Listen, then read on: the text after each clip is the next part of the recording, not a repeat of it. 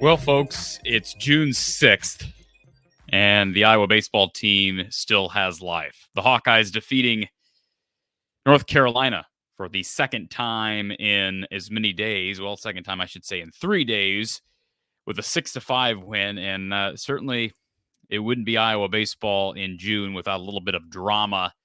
And Iowa's had drama in every single game it's competed in this weekend in this regional.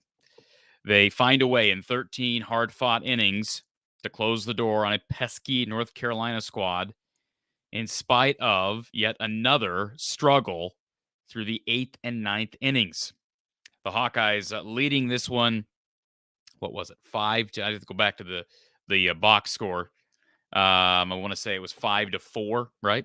It was actually, no, excuse me, 5-2. 5-2, I believe, heading into the 8th. Somebody correct me if I'm wrong on that. I got to pull up the official box score here. 5-2 heading into the 8th, I believe. North Carolina, and during that 8th inning, come back with another shot in the 9th, if I have this correct. And we had 2 extras, and it took, again, 13 whole innings. And boy, what a big decision by Rick Heller and company. I know there's been some criticism about Rick and the coaching staff's decision to pull Brody Brecht yesterday when they did. I don't know if that was the right decision or not. Hindsight's 2020. But what do they do today? They send in 6'6" Blake Guerin, the true freshman from Shoreview, Minnesota, as a pinch hitter in that 13th inning. And what does he do? But singles to left field, which set up the RBI that Michael Seegers was able to capitalize on. And Michael Seegers, big play in the bottom of the 13th as well with the arm. And they mentioned, you've heard a lot of praise toward Michael Seegers. I don't know that he's had the best regional in the world, but makes big plays offensively, defensively when they need him to. And the Hawkeyes survive and make it on a final score of 6-5 and make this somewhat of a conversation now. According to Dana Hughes and company on the ESPN Plus broadcast, not expected to have this evening game pushed back at all. You wonder with extra innings, how does the NCAA treat that? I don't know who's calling the shots in these individual regionals and times and extra innings and whatnot, but apparently they're going to be on the field again in less than 2 hours. So how does Iowa respond? That's a question mark, of course. But give this team credit. They're fighting, folks. And it's just nice to say that they're not out of it, right? They're in the regional final. They got to beat Indiana State twice. Remember, they got to beat them twice. That's how crucial that loss was last night to the Sycamores. If they win tonight, they'll then play them again tomorrow night, which means they'll get almost 24 hours of rest, which is good news. But I think the tall order is going to be able to get to Monday by winning this evening. Let's get to our first caller. Drill MVP's on the line. Drill MVP, welcome to the show. Hey, Corey, how you doing this afternoon? Doing all right, man. A good day of baseball, and I think Spot in the chat here, he puts it perfectly. I think I'm pitching the next game because I don't know who else is. I don't know who's pitching this game. Christopherson threw enough. You think it's going to be a bullpen game. Christopherson threw how many innings there at the end? I don't think Brody Brecht is bouncing back in a day and a half's rest. Ty Langenberg threw a lot today. Obviously, he's not going to be pitching. And Marcus Morgan, I would expect him to not be available either. So the bullpen's going to have to step up. I would expect to see plenty of Llewellyn. Whitlock had his moments today where he struggled. But anyways, I'm doing okay, Spot, or Drill MVP. But we'll see what I say in a few hours. Well, I get that. But you know what? If they got eliminated in this game, then there would have been no worries about any of that. So this is a good problem to have, Corey, okay? It is a good problem to have. Look, there's plenty of teams, nationally ranked teams, Clemson, Auburn, Oklahoma State, that would love to have this problem. You know what? Because they ain't playing. Because they're eliminated. So consider yourself fortunate. Listen, you got to duct tape it. This is what college baseball's about. Speaking of eliminated, are the Wildcats still involved? Kentucky? Yeah, they beat West Virginia in elimination game 10-0. Okay, so I did see they were playing West Virginia in the elimination game, but so that means then Kentucky's advancing to the regional final as well, correct? But they got to beat Indiana twice. Iowa's got to beat Indiana State twice. Kentucky's got to beat Indiana twice. Yes. Fascinating. But we've got home court advantage, unlike you all. True. Yeah, that Terre Haute crowd was impressive yesterday, and it's going to be no less impressive tonight. Oh, yeah. And I will say this: if you watch any of that game, I don't know if you did last night during VP, but you know that's a game Iowa absolutely let slip away. And obviously, my big question mark is who's pitching. Can they get 9 good innings out of their bullpen? That's a big question mark because the bullpen's been up and down this regional. But the bottom line is they've been average, I think, with their bats. I think overall hitting could be better this evening. If Iowa can probably get to 6 or 7 runs, Indiana State has not been uberly impressive, especially through the first 7 innings. They've been almost non-existent. You go back to that Wright State game. They should have lost to Wright State, should have lost to Iowa, had to use 2 big 8th innings in each of those games in order to make the comeback. So should be a fascinating one. I just hope Iowa has legs. I hope they have arms as well, Corey. And arms. Well, yeah, exactly. But, I mean, if Iowa does get completely blown out of Indiana State, then they were gassed.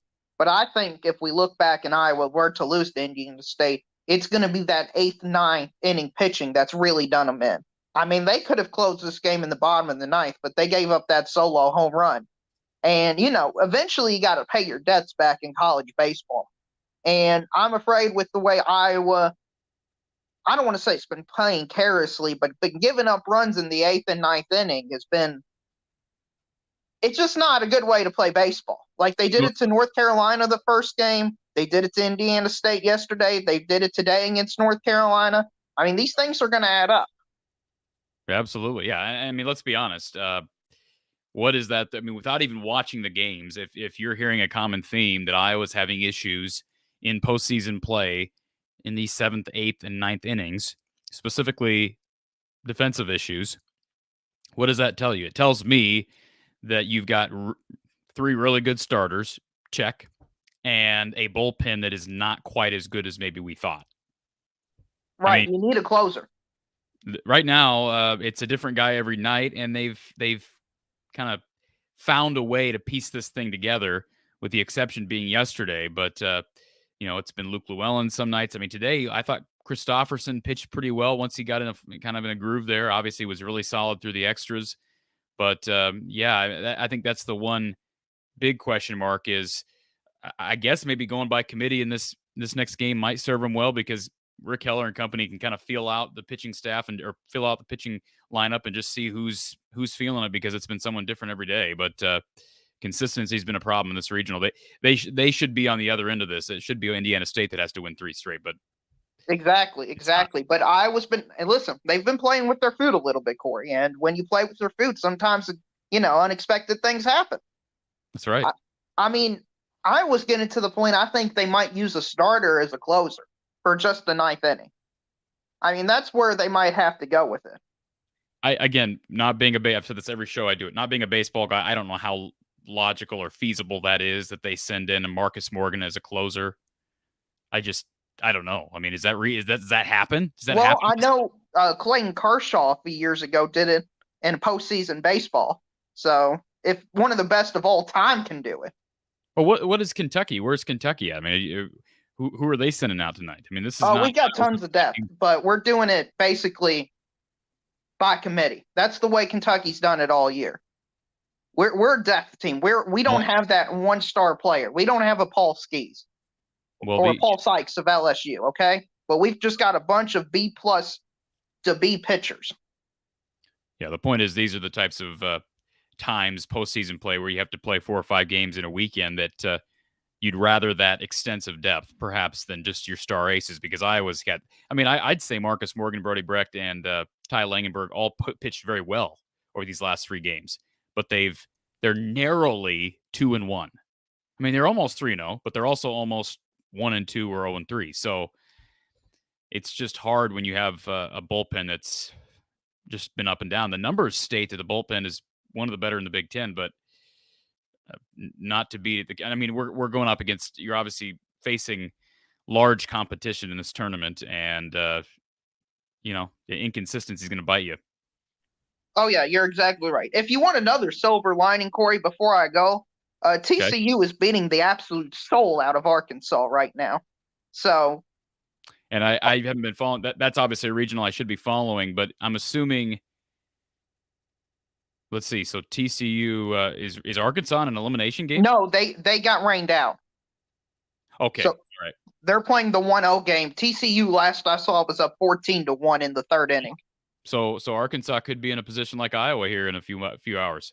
Right. And that's going to get rid of that team. So I don't know what happens if both national seeds lose. I don't know who hosts. Great question. Yeah, good question. Anyway, Corey, that's all I've got to you. Good luck to Iowa. Good luck in beating them Sycamores. Thank you, Drill MVP. We'll talk to you later. All right, let's get to our next caller. Thank you for calling from the Hawkeye of the Storm. Who's on the line? Hey, Corey. This is Alan here in Charlotte. How are you doing? Doing good, Alan. How are you? I'm not really a college baseball fan, but this weekend I had a chance to watch a couple of games. Actually watched my hometown Charlotte team beating Clemson and knock them out of the tournament. One question on the Iowa team and one college baseball question just out of the blue. I know Maryland beat Iowa to win the Big Ten championship. Why did they send them to Wake Forest? And they got absolutely screwed what happened last night, but that boggles my mind. That's the first thing. Good question. Alan, I'm not gonna blow smoke. I have no idea. I have no idea what the seeding process. The seeding process is obviously different than basketball. And you're right. It doesn't make a whole lot of sense. Maryland was the clear number one. They won the regular season Big Ten crown. They won the postseason Big Ten crown. So why they got sent to what was it, Winston-Salem? I have no idea. Winston-Salem. And what they did to them last night was criminal. I mean, they had to sit through a 5-hour rain delay and start that game at 11 o'clock at night, which is nuts what they did to them. And now they're playing right now in an elimination game, and they're losing to George Mason. So Iowa got a huge break to go to Terre Haute. And my point on Iowa, and I give Rick Heller a lot of credit because I knocked him yesterday with the bullpen choices, but I think he went to bed last night knowing, you know what, I'd rather ride with my big starters. So I think in the back of his mind, he was thinking to himself, you know what, I think I would have given Brecht another inning based on what he did today with Langenberg. So Langenberg went 124 today. Brecht went 108 yesterday. And I think it's a big problem going in the next two games because they have absolutely no pitching. So now it's just bullpen by committee. I could see Brecht maybe giving him an inning, maybe two today, maybe. But again, I give Heller credit. He learned from his lesson from yesterday. Again, if you have star pitchers, you got to ride them as long as you can. So you think, Alan, you do think that today's decision was a reaction to regret from last night? Absolutely. Okay. Absolutely. There's no doubt in my mind. Because again, the bullpen was terrible on Friday. The bullpen was bad yesterday. And again, the bullpen was bad today. I mean, Christopherson really saved their bacon in the extra innings. But there's no doubt in my mind he was going to ride Langenberg until he could not throw another pitch. So there is no doubt that he threw him out there. I mean, he could have thrown him for another 5-10 pitches. He didn't, thank God. But again, there is no doubt that was a reaction to what happened to his bullpen yesterday. I think he would. I was just going to say, real quick, Alan, I was just going to say, Luke Llewellyn saved the day on Friday. So let's acknowledge that, first of all, because they're probably not even here right now if it wasn't for him coming in and basically, I don't know how many pitches he threw late in that game, but enough to get him out of some deep trouble. They were in deep trouble in that game on Friday against the Tar Heels. Yes. Again, I'm telling you one thing. I think in the back of his mind after that loss yesterday, the loss to Indiana State, he was like, I got to ride my star. I have to ride my star. And I don't think he rode him enough. I mean, I know 108 pitches in 7 innings for a power pitcher is extremely tough. You don't want to go another inning, but sometimes in a tournament like this, especially if you get through this regional and you get a week off, you got to throw him another inning. You have to. And I think that's exactly what they did today. So hopefully question, it pans out. Alan, my question to you then is you're predicting that perhaps we see Brody for a few pitches tonight? Do we see the other start? Do we see Marcus Morgan for a few pitches tonight? I would not be surprised if both guys get in today. Okay. No, don't. I'm not sure about that. But I would not be surprised if both guys pitch today. I think it's a lesson they learned from yesterday. Again, when you have three really good starters, you got to ride them, especially with their bullpen. I mean, they're running on fumes right now when it comes to pitching. And one thing about TCU, I had a chance to watch them. A kid named Trey Richardson hit grand slams in back-to-back innings today. That's crazy. And in my opinion, I think if TCU and Iowa get through, I can see Iowa hosting next weekend Super Regionals. I absolutely could. But is that based on criteria, Alan? Because I heard Drill MVP ask the question earlier. Is that based on? Is there a process that you're aware of? I'm not aware of the process for hosting if that happens. I think it's based on overall ranking, and I think Iowa might be a little bit ahead of TCU.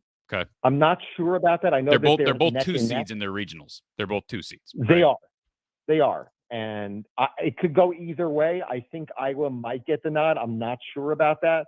But again, Arkansas they're just getting destroyed today.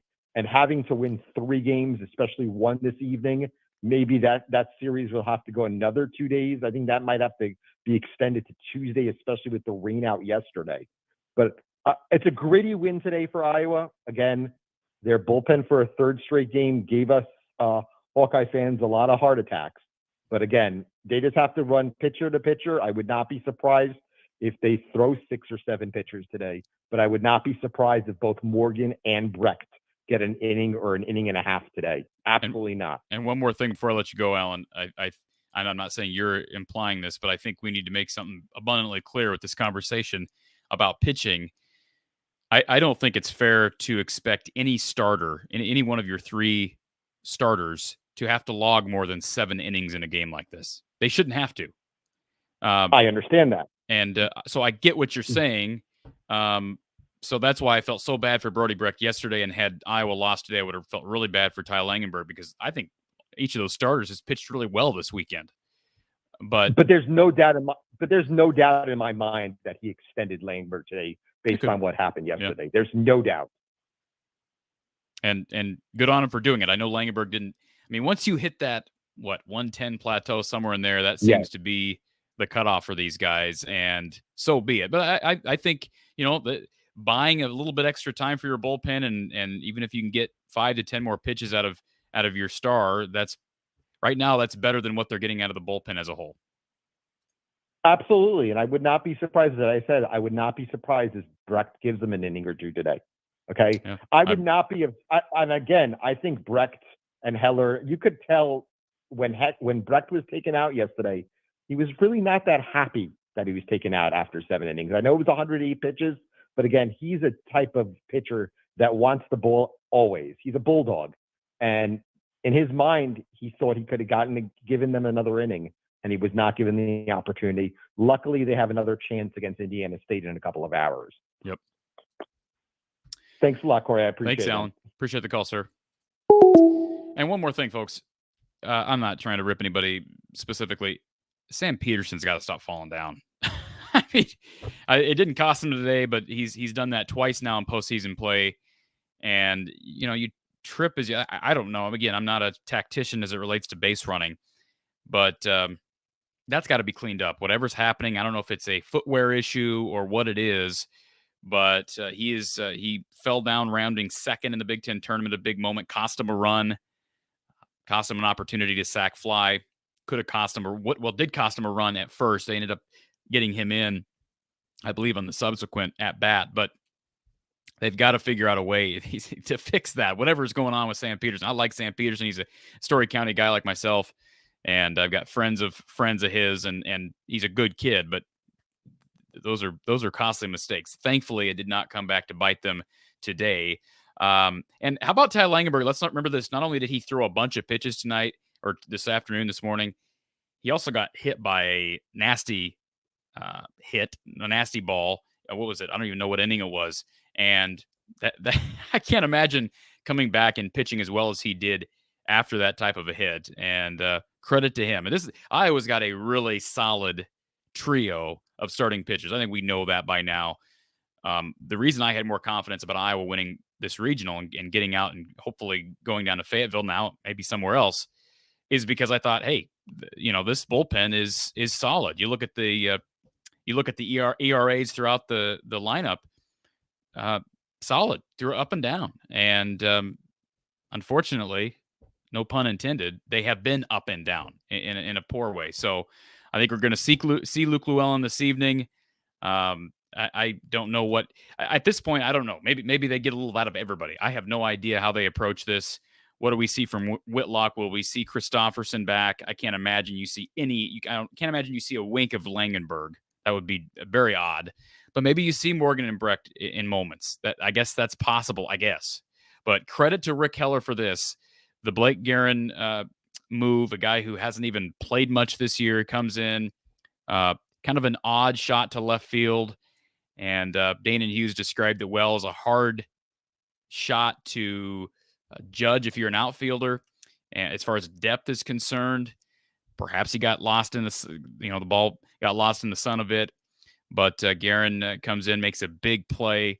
And then they go with a pinch runner. And as I said earlier, Michael Seegers with the big RBI that won this game in the 13th inning. So they say no harm, no foul. A win's a win. The only thing this does is it does give them less rest, but perhaps it gives them an extra shot of adrenaline. That's their second close win in 3 days.